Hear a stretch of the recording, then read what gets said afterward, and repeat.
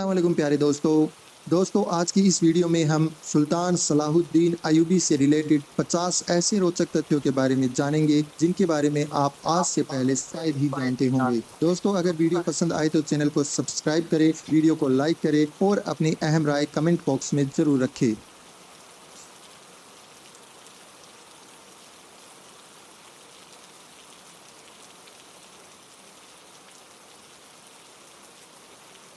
کیا آپ جانتے ہیں کہ عراق میں پیدا ہونے والے صلاح الدین ایوبی نے ہی بیت المقدس کو فتح کیا تھا؟ صلاح الدین ایوبی نے ہی دنیا کی سب سے آدھونک سلطنت کی بنیاد رکھی تھی۔ ان کے ذریعے استھاپت کی گئی ایوبی سلطنت نے 100 سالوں تک آدھی دنیا پر راج کیا۔ اس سلطنت کی سرحدیں مصر سے لے کر سیریا، ترکی، یمن، حجاز اور افریقہ تک پھیلی ہوئی تھی۔ صلاح الدین ایوبی دنیا کا پہلا حکمران تھا جس نے سب سے زیادہ اسکولوں اور اسپتالوں کا نرمان کروایا۔ ان کے ذریعے بنائے گئے اسپتالوں میں دنیا کے سب سے بہترین ڈاکٹرز کام کرتے تھے۔ آپ کو یہ جان کر شاید حیرانی ہو کہ دنیا کا پہلا شکشا بجٹ صلاح الدین ایوبی نے ہی پیش کیا تھا۔ انہوں نے چھاتروں کے رہنے کے لیے ہاسٹل اور کینٹین کی جس پرمپرا کی شروعات کی اسے آج پوری دنیا میں استعمال کیا جاتا ہے۔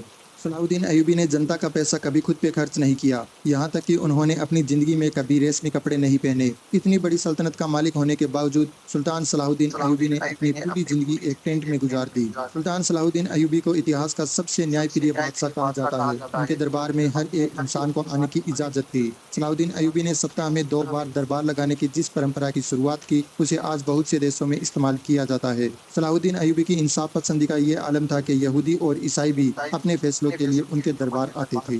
سلطان صلاح الدین ایوبی کے دور میں مصر دنیا کے سب سے امیر شہروں میں سے ایک تھا۔ ان کی حکومت میں قاہرہ اور دمشق کے اسپتالوں میں دنیا بھر سے لوگ علاج کے لیے آتے تھے۔ دنیا کے مشہور ویگیانک ایڈلورڈ نے سائنس کی شکشا مصر اور سیریا میں حاصل کی تھی۔ آپ کو یہ جان کر شاید حیرانی ہو کہ صلاح الدین ایوبی کے ذریعے استھاپت کی گئی سلطنت عباسیہ میں ہی آنکھوں کے علاج پر سب سے زیادہ ریسرچ کی گئی۔ موتیا بند کا سب سے بہترین علاج مصر میں ہی کھوجا گیا تھا۔ صلاح الدین ایوبی کی سلطنت میں رہنے والے ابن البیتار نے 300 سے ادھک دواؤں کی کھوج کی۔ ان کی لکھی کتاب المغنی اور کتاب الجامی کو 17ویں صدی عیسوی تک آکسفورڈ جیسی یونیورسٹیز میں پڑھایا جاتا رہا۔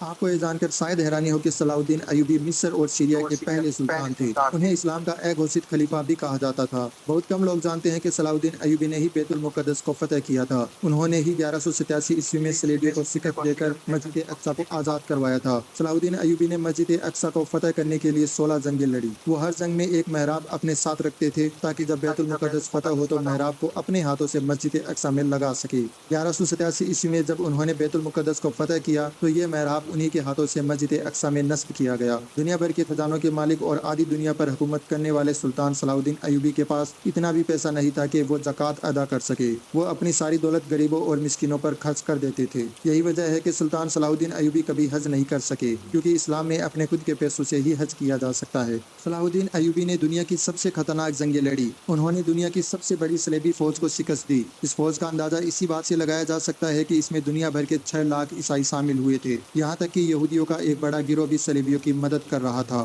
صلاح الدین ایوبی شروعاتی دنوں میں نور الدین زنگی کے فوجی کمانڈر تھے، لیکن 1164 عیسوی میں جب انہوں نے مصر کو فتح کیا تو نور الدین زنگی نے انہیں مصر کا شاسک بنا دیا، اور پھر صلاح الدین ایوبی کی سلطنت کا دائرہ پھیلتا ہی چلا گیا، یہاں تک کہ سعودی عربیہ سے لے کر عراق، شام، سوڈان، ترکی اور افریقہ تک کا پورا علاقہ صلاح الدین ایوبی کے قبضے میں آ گیا۔ سلطان صلاح الدین ایوبی نے صلیبیوں سے لگاتار 12 سالوں تک جنگیں کی۔ انہوں نے جنگ حطین میں اپنے 12,000 سپاہیوں کی مدد سے صلیبیوں کے 63,000 کے لشکر کو خاک میں ملا دیا۔ صلاح الدین ایوبی کے انصاف پسندی کے دشمن بھی قائل تھے۔ انہوں نے بیت المقدس کو فتح کرتے ہی عیسائیوں اور یہودیوں کے لیے معافی کا اعلان کر دیا۔ انہوں نے عیسائیوں کو نہ صرف بیت المقدس کی زیارت کی اجازت دی بلکہ ان کے لیے کھانے پینے اور رہنے تک کا انتظام کیا۔ صلاح الدین ایوبی کے اس اخلاق سے یہودی اور عیسائی اتنا پربھاوت ہوئے کہ انہوں نے اسلام قبول کر لیا۔ صلاح الدین ایوبی کے ہوتے ہوئے کسی نے مسلمانوں کی طرف آنکھ اٹھانے کی ہمت نہ کی۔ یروشلم کے بادشاہ کے بھائی نے جب مسلم حاجیوں کے قافلوں کو لوٹا تو سلطان صلاح الدین ایوبی نے اسے سرِ عام قتل کر دیا۔ صلاح الدین ایوبی کے ذریعے آزاد کروائے گئے بیت المقدس پر مسلمانوں نے 750 سال تک حکومت کی، لیکن 1948 میں امریکہ، برطانیہ اور فرانس نے مل کر فلسطین میں ایک یہودی دیش اسرائیل کی استھاپنا کر دی اور بیت المقدس کے آدھے حصے پر یہودیوں نے قبضہ کر لیا۔ 1967 میں ہونے والی عرب اور اسرائیل جنگ میں باقی حصہ بھی یہودیوں کے حصے میں چلا گیا۔ بیت المقدس مسلمانوں کا قبلہ اول تھا۔ مسلمان اسی کی طرف منہ کر کے نماز پڑھتے تھے۔ حضرت محمد صلی اللہ علیہ وسلم نے یہیں سے معراج کا سفر طے کیا تھا اور مسجد اقصی میں ہی تمام نبیوں کی امامت کی تھی۔ صلاح الدین ایوبی نے اپنی پوری زندگی میدان جنگ میں گزار دی۔ انہوں نے 100 سے ادھک جنگیں لڑی اور زیادہ تر میں فتح حاصل کی۔ بہت کم لوگ جانتے ہیں کہ صلاح الدین ایوبی ایک حافظ قرآن بھی تھے۔ انہوں نے ماتر 15 سال کی عمر میں ہی قرآن حفظ کر لیا تھا۔ صلاح الدین ایوبی عراق کے شہر تکریت میں پیدا ہوئے تھے۔ یہ وہی شہر تھا جہاں بعد میں صدام حسین جیسا شیر پیدا ہوا۔ صلاح الدین ایوبی کو اسلامی اتہاس کا ہیرو کہا جاتا ہے۔ مسلمان صلاح الدین ایوبی کو آج بھی عزت کی نظروں سے دیکھتے ہیں۔ اگر ایک مسلمان ہونے کے ناطے آپ کو گرو محسوس ہوا ہو تو اس ویڈیو کو لائک کرے اور شیئر ضرور کرے۔ ایسی اور ویڈیوز کو دیکھنے کے لیے ہمارے چینل کو سبسکرائب کرے۔ اب میں ملتا ہوں آپ سے نیکسٹ ویڈیو میں، تب تک کے لیے خدا حافظ۔